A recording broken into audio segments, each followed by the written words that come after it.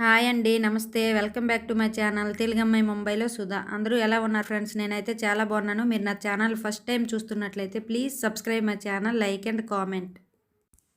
ఎటువంటి బియ్యం నానబెట్టే అవసరం లేకుండా, ఇంకా పాకం పట్టే పని లేకుండా ఇలా చక్కగా నా స్టైల్లో అరిసెలను తయారు చేసుకోండి. చాలా బాగుంటాయి, ఇంకా చాలా హెల్దీ కూడా. గోధుమ పిండి బెల్లంతో చేస్తున్నాం కాబట్టి చాలా హెల్దీ రెసిపీ అనే చెప్పుకోవచ్చు. అరిసెలు అంటే ఇష్టం లేని వారు ఎవరుంటారు చెప్పండి? ప్రతి తెలుగువారి ఇంట్లో కూడా పండగైనా, శుభకార్యమైనా, పెళ్ళైనా, దేనికైనా అరిసెలు కంపల్సరీగా ఉండాల్సిందే. కానీ ఈ అరిసెలు చేయడం అనేది అందరికీ రాదు. నాకు కూడా పాకం పట్టి అరిసెలు చేయడం రాదు. నేను ఎప్పుడు కూడా మా ఇంట్లో ఈ విధంగానే అరిసెలను చేసుకుంటాను. చాలా టేస్టీగా ఉంటాయి, చాలా స్మూత్గా కూడా ఉంటాయి. గోధుమ పిండి, ఇంకా బియ్యం పిండి, కొబ్బరికూరు, నువ్వులు అన్నీ కలిపి చక్కగా టేస్టీగా తయారు చేసుకోవచ్చు. ఇలా పాకం లేకుండా అరిసెల్ని నా స్టైల్లో మీరు కూడా తయారు చేస్తారని మీతో కూడా షేర్ చేసుకుంటున్నాను. దీనికోసం ముందుగా స్టవ్ ఆన్ చేసుకొని స్టవ్ పైన ఒక కళాయిని ఉంచుకొని చూపిస్తున్న విధంగా ఇలా కొంచెం వాటర్ని యాడ్ చేసుకోవాలి. ఒక గ్లాస్ వాటర్ యాడ్ చేస్తే సరిపోతుంది. తర్వాత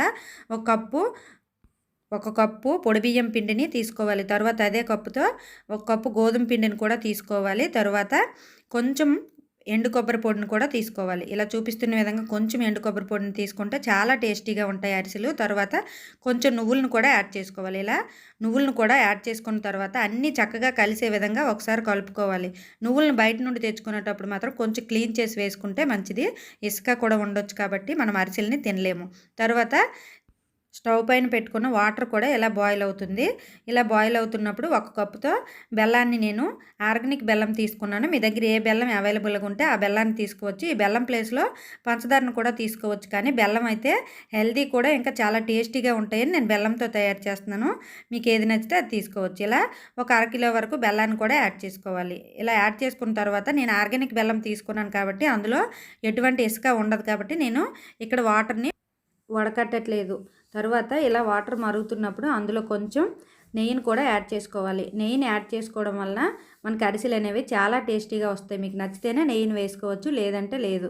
తర్వాత ఇలా మరుగుతున్నప్పుడు మనం ముందుగా రెడీ చేసి పెట్టుకున్న బియ్యం పిండి, ఇంకా గోధుమ పిండి, నువ్వులు, కొబ్బరికూరు అంతా ఈ వాటర్లో వేసుకోవాలి. ఇలా మొత్తం యాడ్ చేసుకున్న తర్వాత చక్కగా కలుపుకోవాలి. ఈ బెల్లం అనేది మనకి పాకం రావాల్సిన అవసరం లేదు.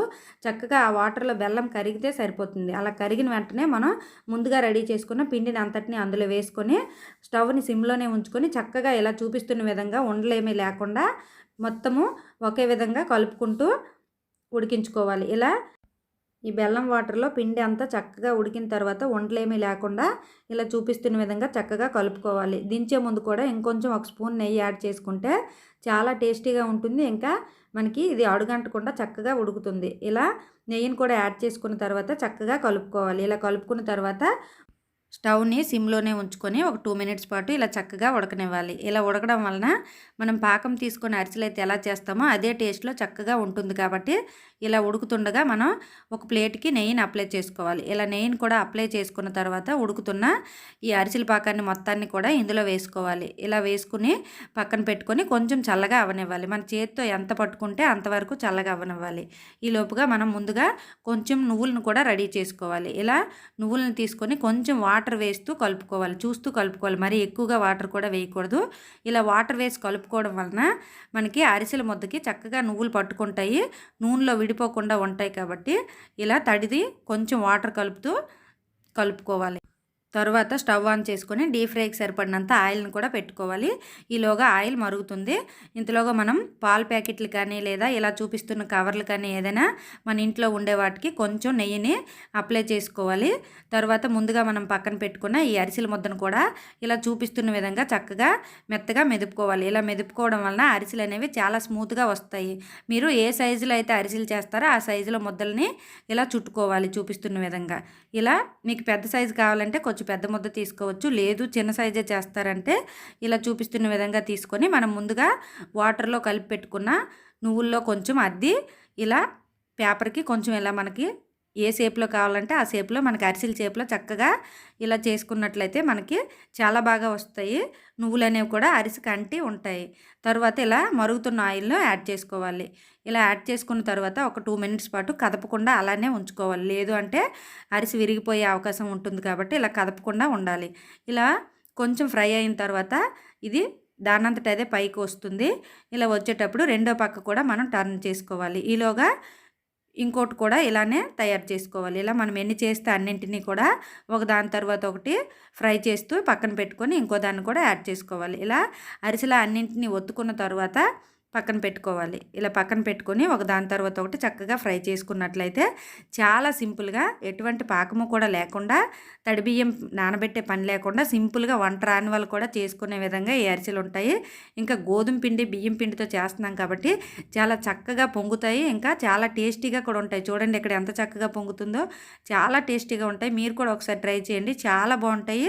ఇంకా చాలా హెల్దీ కూడా. అరిసెలు చేయడం అనేది చాలా పెద్ద ప్రాసెసే. ఎందుకంటే తడిబియ్యం నానబెట్టుకోవాలి, తర్వాత దాన్ని పాకం పట్టాలి, అది కరెక్ట్గా వస్తుందో రాదో అలా అని అందరూ చేయలేరు. చాలా వరకు చాలా తక్కువ మందే చేస్తారు తడిబియ్యంతో అరిసెలు.